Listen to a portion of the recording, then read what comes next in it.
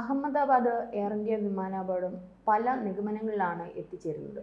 ഇപ്പോൾ വരുന്ന വാർത്ത ഫ്യൂവൽ സ്വിച്ച് ഓഫ് ചെയ്തത് പ്രധാന പൈലറ്റ്, അതായത് സുമിത് സബർവാൾ എന്ന പൈലറ്റ് ആണെന്നും, കാരണം അതിന് തെളിവുകൾ പുറത്തു വരുന്നത് കാരണം സഹ പൈലറ്റ് വെപ്രാളപ്പെട്ട് ഈ വിമാനം നിയന്ത്രിക്കാൻ വന്നപ്പോഴും വളരെ ശാന്തനായി തന്നെയാണ് ഈ പ്രധാന പൈലറ്റ് ഇരുന്നത്.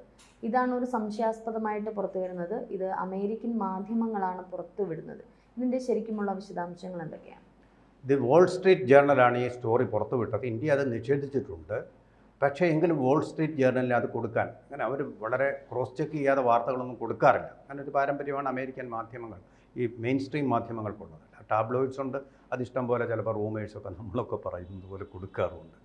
പക്ഷേ ഇവിടെ നമുക്ക് മനസ്സിലാക്കേണ്ട ഒരു കാര്യം, ബ്ലാക്ക് ബോക്സിൽ നിന്ന് കിട്ടിയ വിവരങ്ങളെല്ലാം ക്രോഡീകരിച്ചിട്ട് ഇൻവെസ്റ്റിഗേഷൻ 20 പേരടങ്ങുന്ന ഇൻവെസ്റ്റിഗേഷൻ ടീം ഗവൺമെൻറ്റിന് സമർപ്പിച്ചിട്ടുണ്ട്. ഏറ്റവും വിദഗ്ധരായിട്ടുള്ള ഇതുപോലുള്ള അപകടങ്ങളെക്കുറിച്ച് പലകുറി അന്വേഷിച്ചിട്ടുള്ള എക്സ്പീരിയൻസ്ഡ് ആയിട്ടുള്ള ആൾക്കാർ.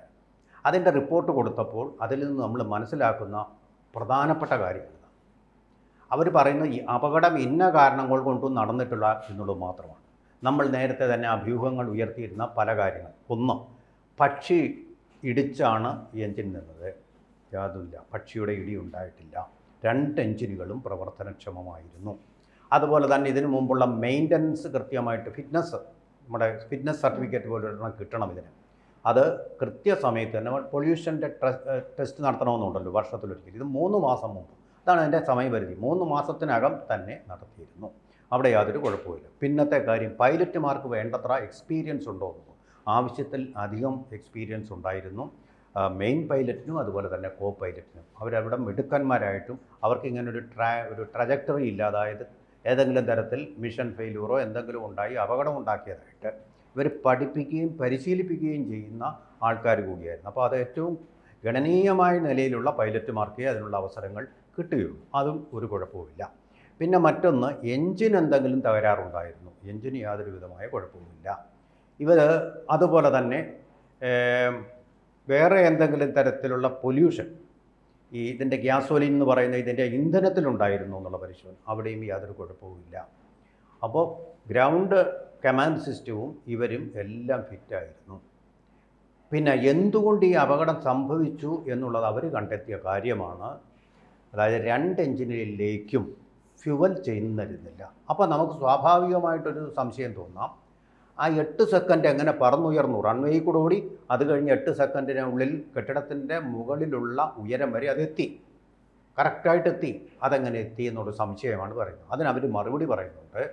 നേരത്തെ അതിനുണ്ടല്ലോ ഒരു പെട്രോൾ ടാങ്ക്, ആ ടാങ്കിലുള്ള ഈ ഗ്യാസോലിൻ്റെ സാന്നിധ്യം കൊണ്ട് തന്നെ, അതായത് തുറന്നു കഴിയുമ്പോൾ കുറച്ച് മിച്ചം വരുമല്ലോ, തുള്ളി നമ്മൾ പൈപ്പ് ഓഫ് ചെയ്താലും തുള്ളിയായിട്ട് വെള്ളം വീഴുന്ന പോലെ കുറച്ചുണ്ടായിരുന്നുകൊണ്ട് അത്രയും പറന്നു. ആ പറന്നു കഴിഞ്ഞപ്പോഴത്തേക്ക് പിന്നെ എൻജിനിലേക്ക് ഉള്ള പ്രവാഹം നിലച്ചു. എന്നാലും ഇങ്ങനെ വരുന്ന സമയങ്ങളിൽ ആ എമർജൻസിയെ നേരിടാൻ വേണ്ടി വിമാനത്തിനൊരു സിസ്റ്റമുണ്ട്. അതിനാണ് റാറ്റ് സിസ്റ്റം, RAT സിസ്റ്റം എന്ന് പറയുന്നത്. എന്ന് പറഞ്ഞാൽ എയർ ഡൈനാമിക്സ് അനുസരിച്ച് വിമാനം നേരെ മൂക്കുകുത്തി തറയിലേക്ക് വീഴാതിരിക്കാൻ വേണ്ടിയിട്ട് അതിനെ ബാലൻസ് ചെയ്ത് നിർത്തുന്ന ശ്രമം. ആ ശ്രമത്തിനിടയിൽ അത് അതിൻ്റെ പരമാവധിയിലെത്തി. അപ്പോഴത്തേക്ക് വേണമെങ്കിൽ ഫ്യൂവൽ സ്വിച്ച് ഓൺ ചെയ്യുകയൊക്കെ ചെയ്യാം.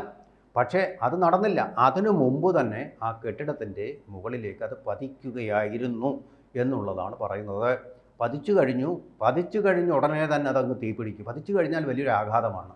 അതിൻ്റെ ടാങ്കിലേക്കുള്ള അടപ്പുകളും എല്ലാം പൊട്ടിത്തെറിച്ചാൽ തീപ്പൊരിയുടെ ഒരു സ്പാർക്കെങ്കിലും ഉണ്ടെങ്കിൽ, അതുകൊണ്ടാണ് മൊബൈൽ സ്വിച്ച് ഓഫ് ചെയ്യണം, അത് ഓപ്പറേറ്റ് ചെയ്യരുത്, കമ്പ്യൂട്ടർ അതിനകത്ത് ഓപ്പറേറ്റ് ചെയ്യരുത് എന്നൊക്കെ പറയുന്നത് വിമാനത്തിൽ കെയർ ടേക്ക് ഓൺ സമയത്ത്.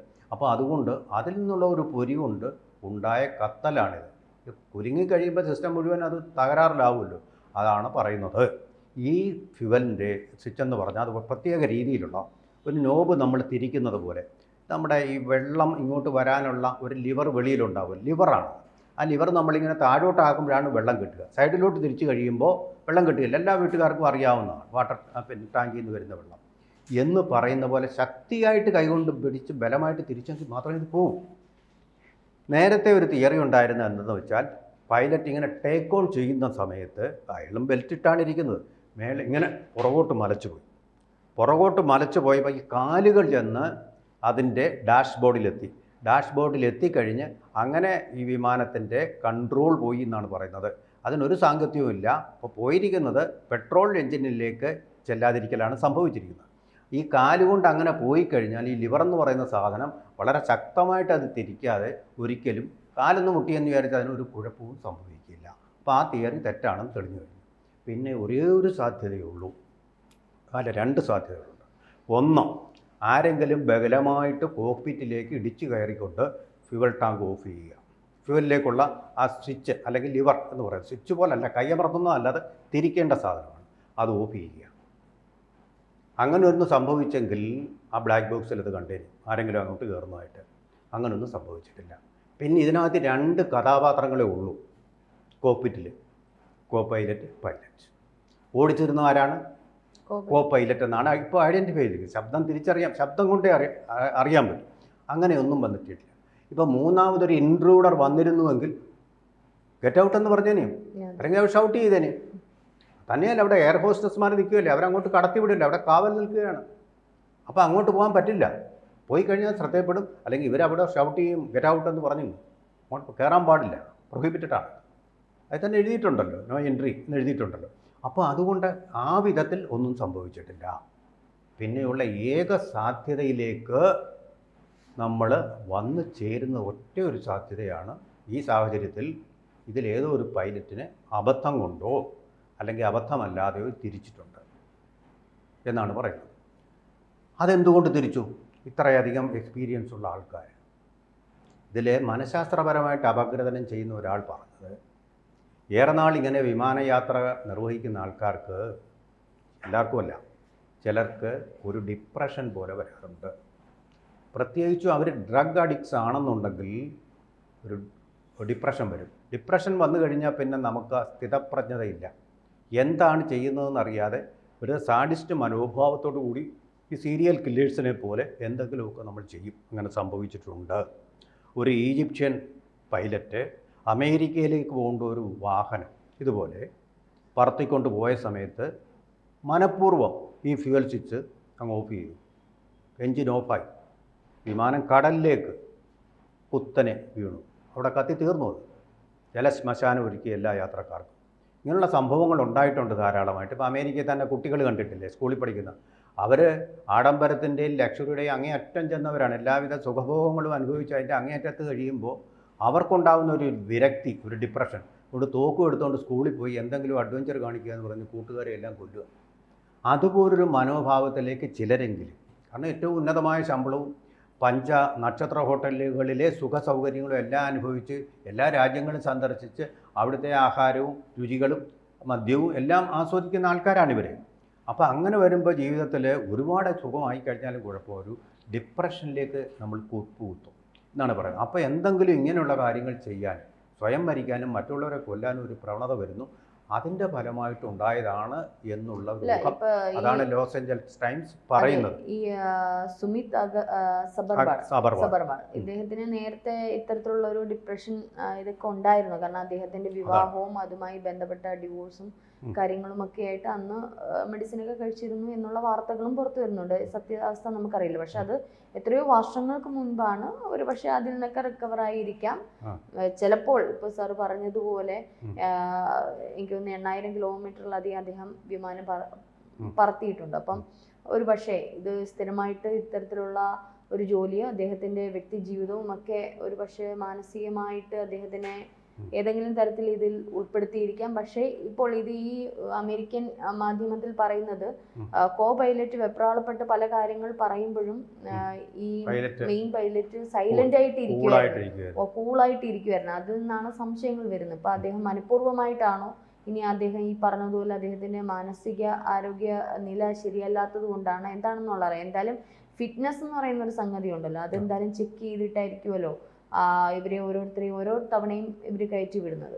തീർച്ചയായിട്ടും അതിൻ്റെ അവർക്ക് ഓരോ ഡിപ്പാർട്ട്മെൻ്റ് ഉണ്ട്, ഓരോന്നും ചെക്ക് ചെയ്യുന്ന എൻജിൻ സാങ്കേതിക വിദ്യകൾ ചെക്ക് ചെയ്യുന്ന ഡിപ്പാർട്ട്മെൻറ്റ് ഓരോന്നും ടിക്ക് ചെയ്ത് വിടും. ഇവരുടെ ഓരോന്ന് കാണും. അപ്പോൾ അത് ടിക്ക് ചെയ്തായിരിക്കും വിടുന്നത്. ഇവർക്ക് തന്നെ എഴുതി കൊടുക്കേണ്ടതാണ്. ഇപ്പം നമ്മൾ തന്നെ അതിനകത്തോട്ട് കയറുമ്പോൾ ഫ്ലൈറ്റിൽ കയറുകയാണെങ്കിൽ ഓരോന്ന് ഫില്ല് ചെയ്ത് വേണം കൊടുക്കുക. അപ്പം പൈലറ്റുമാർക്കും അത്തരത്തിലുള്ളതുണ്ട്. നിങ്ങൾക്ക് അസുഖങ്ങൾ വല്ലതും ഉണ്ടോ, നിങ്ങൾക്ക് അലർജി പ്രോബ്ലം ഉണ്ടോ, നിങ്ങൾക്ക് BP ഉണ്ടോ, ഇതൊക്കെ നമ്മൾ എഴുതി ടിക്ക് ചെയ്ത് ഇത് കൊടുത്തായിരിക്കും നമ്മൾ. മദ്യപിച്ചിട്ടുണ്ടോ, അതെ അതെ. അപ്പം ഒരു പക്ഷെ അങ്ങനെ ഉണ്ടാവാൻ സാധ്യതയില്ല. മാത്രമല്ല പൈലറ്റുമാരെ അവരുടെ ആരോഗ്യനിലയും ബാക്കിയുള്ള എല്ലാം ചെക്കപ്പ് ഓരോ ആഴ്ചയും അങ്ങനെയൊക്കെ റെഗുലറായിട്ട് ചെയ്യാറൊക്കെ ഉണ്ട്. അപ്പം എന്താണ് സംഭവിച്ചതെന്നുള്ളതാണ് ഇനി വരാൻ. എന്തായാലും വലിയൊരു ദുരൂഹതയാണ്. ആരുടെ മിസ്റ്റേക്ക് ആണെങ്കിലും നഷ്ടപ്പെട്ടത് കുറേ ജീവനുകളാണ്. തീർച്ചയായിട്ടും ഡിപ്രഷൻ്റെ ഒരു റെക്കോർഡ് ഉണ്ടെങ്കിൽ ഒരു ഗുളിക ചിലപ്പോൾ മരുന്ന് കഴിക്കുന്നതായിരിക്കും, ആ ഒരു ഗുളിക കഴിക്കാതിരുന്ന് കഴിഞ്ഞാൽ അത് വീണ്ടും വരും. അത് നമുക്ക് ഏതെങ്കിലും ഹെൽത്ത് ചെക്ക് കൊണ്ട് അറിയാനും പറ്റില്ല. ഹാർട്ട് ബീറ്റ്, അതുപോലെ തന്നെ നമ്മുടെ പൾസ്, ഇങ്ങനെയുള്ള ഫിസിക്കലി ഫിറ്റാണോ, ഈ കാര്യങ്ങളെ നമുക്ക് ചെക്കിൽ കൂടി അറിയാൻ പറ്റും. മനസ്സിൻ്റെ അഗാധ തലങ്ങളിൽ നടക്കുന്ന കാര്യങ്ങളെക്കുറിച്ച് ഒരു പിടിയും ഉണ്ടാവില്ല. ഈ ഡിപ്രഷൻ വരുന്ന ആളുടെ ഒരു കുഴപ്പം തന്നോട് തന്നെയല്ല, ലോകത്തോട് തന്നെ വലിയൊരു നിന്ദയും ദേഷ്യവും ഉണ്ടാവാൻ സാധ്യതയുണ്ട്. അപ്പോൾ വളരെ സൈലൻ്റ് ആയിരിക്കും അങ്ങനെയുള്ള ആൾക്കാരെന്ന് പറയുന്നത്. വളരെ സൈലൻ്റ് ആയിരിക്കും, സൈലൻ്റ് ആയിട്ടായിരിക്കും, വയലൻ്റ് ആവില്ല.